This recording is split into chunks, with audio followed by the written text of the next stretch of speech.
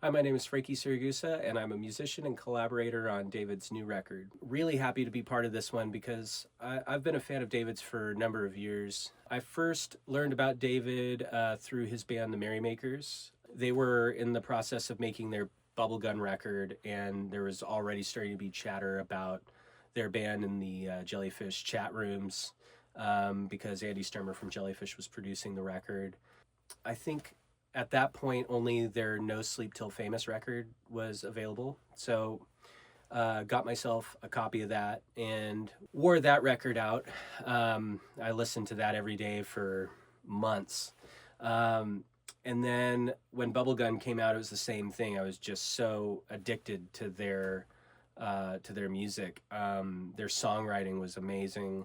Of course, being a Jellyfish fan, there's a lot of overlap with their sensibilities and style. Of course, a lot of Beatle influence there as well. So it was not a hard band for me to really love and sink my teeth into. It'd be probably a good decade and a half after that release that David got in touch with me through a record I was making called Goodbye My Love, which is a record of songs that were written by the Beatles but never really officially recorded by them. They were songs written in the 60s, given to other artists and everything. And it was a passion project, something that I had a lot of fun making. And David took interest in it and reached out. And he ended up participating in a track on the song Sour Milk Sea, which served his vocal style perfectly, I thought. So that was kind of the first time that we worked together, was on that. Then it kind of led into these songs that he had for this new record. And so he would send me tracks, maybe 3 or 4 at a time.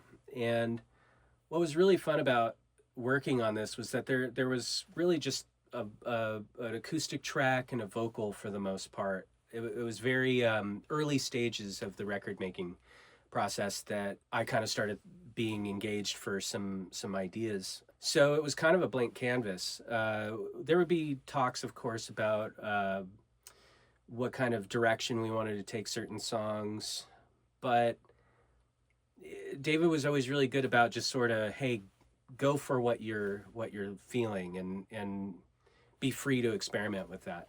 And so I would start trying to take some unique approaches that still kind of stayed in David's world a bit, bringing things kind of more towards a modern approach. So if for instance we were trying to approach something that kind of felt a little more 60s or had a bit of a vintage feel to it, I might have felt more compelled to steer it towards something like a Flaming Lips direction, where it kind of fuses those vintage ideas with modern stylings, and David was super down for that approach. It was really fun to throw ideas out there with kind of an open slate, and this doesn't always happen, but a lot of, I think, what I ended up experimenting with and putting forth, I would say a good 95% of it ended up in the final mix, which is really that's pretty rare to happen. Even if you're really feeling the music, like, by the end, usually you have to make a lot of compromises. So I always go into these kinds of sessions and these kinds of collaborations with myself prepared for that. But I was really pleased whenever David would send me a final mix. I would hear all the parts that were there from the beginning, that were initially experimentations, really taken to heart and embellished further as he continued to produce the song along. So it was really fun to see that not only were we kind of operating on the same page, but that he was absolutely willing to see through some of these crazy left and right turns that would kind of happen creatively.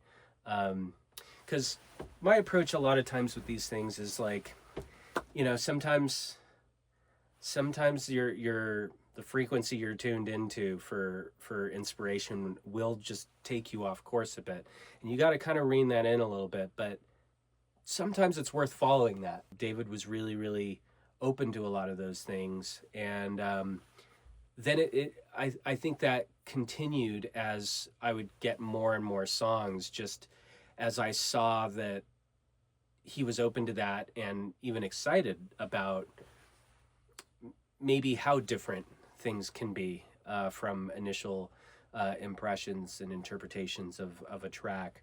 The more I just felt, I guess, encouraged to do that. And so that was the other thing, is that David didn't mind what I presented in terms of instrumentation either. There was no specific role that was assigned. It wasn't that I was just supposed to play bass or drums or guitar or whatever. It could be whatever I wanted. I think David and I have a very similar sensibility when it comes to making kind of Beatlesque music.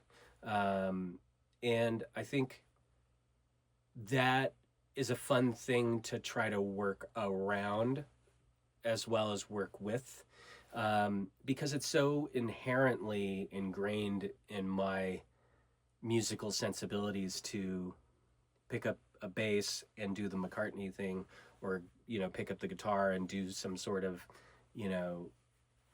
Taxman guitar solo or something. It really does feel like the go-to. And so with David and I do think that one of the things we were trying to do was challenge that. Not to say that we wouldn't go there, but that we really wanted to explore other things. And so even though I think when you hear the record, it's still very clear that that is an influence of his, and of course mine as well. But I do think that there's some unique approaches that didn't give into that when there was an alternative, when there was an inspired idea that maybe wasn't going in that direction, even if it would have originally. So I think that was the other thing that he kind of allowed, or maybe even leaned on me for, was, hey, can you spin this a little bit? It's a CS80, a music box, and a whistle. So that's comprised of a harmonium and some acoustics, 12 strings. It's got quite a few stacks.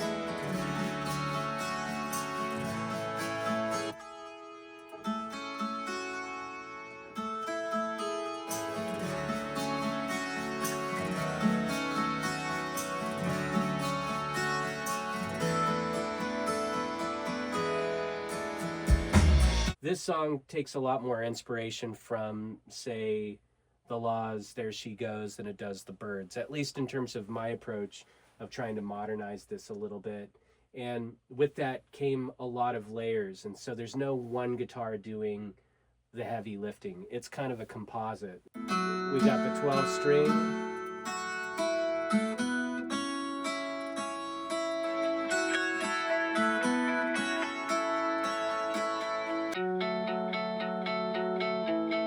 That's a 12 string electric.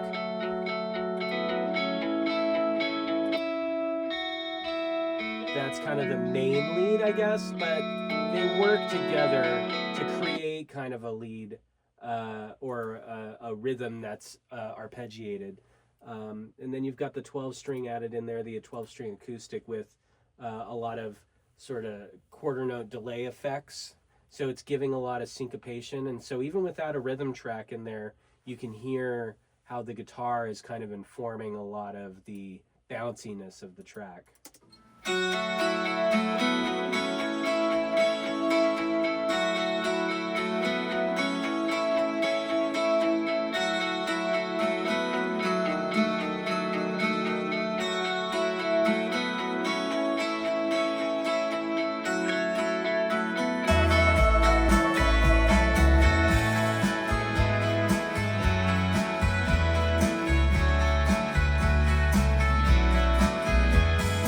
So this is kind of I guess, the main riff underneath all of this and those intros and re-intros.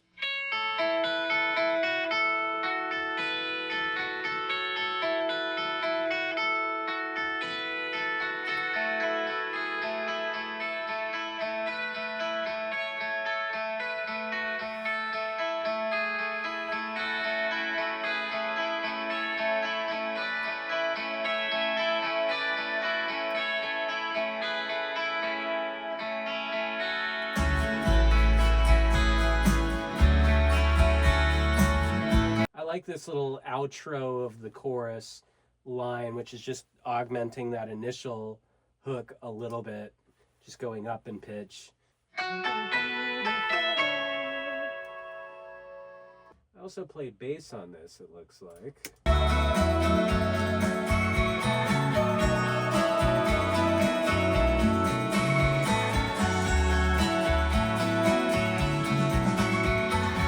So the end has a lot of cool stacked instrumentation that's kind of helping the melody go up and down.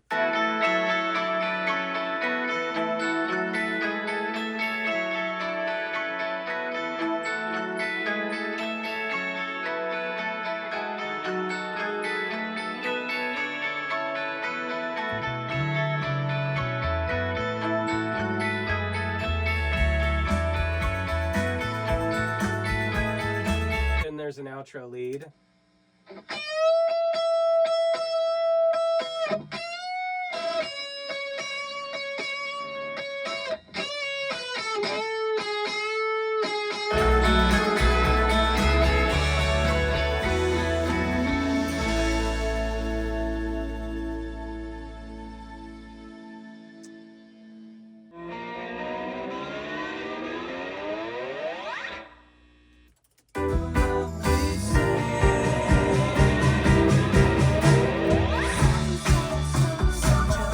These mellotron strings, kind of ELO.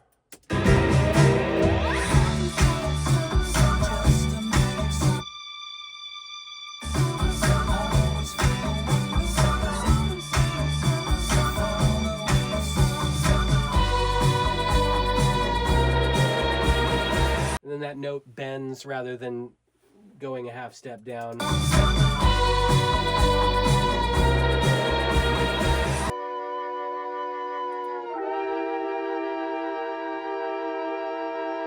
I also added some claps, some congas, some shakers, some tambourine, as well as like a stab guitar, and then those slide guitars that I had mentioned. So let's see what that all sounds like together.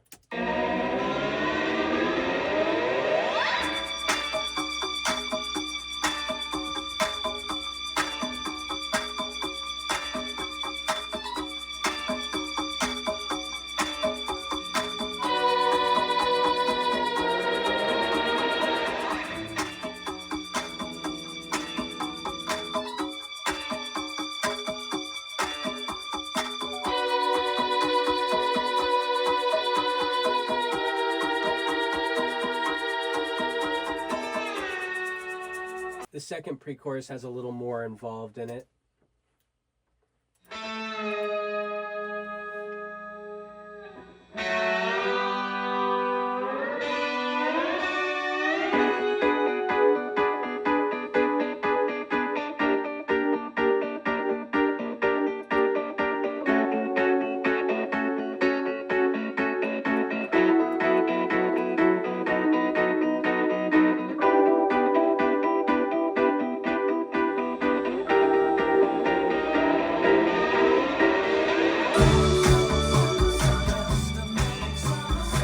The outro slide guitar.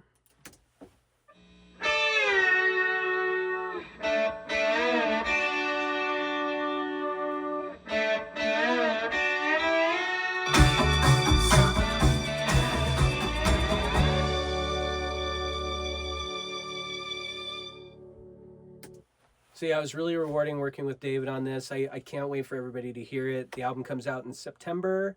There's going to be a couple singles coming before that. And yeah, can't wait for you guys all to hear it.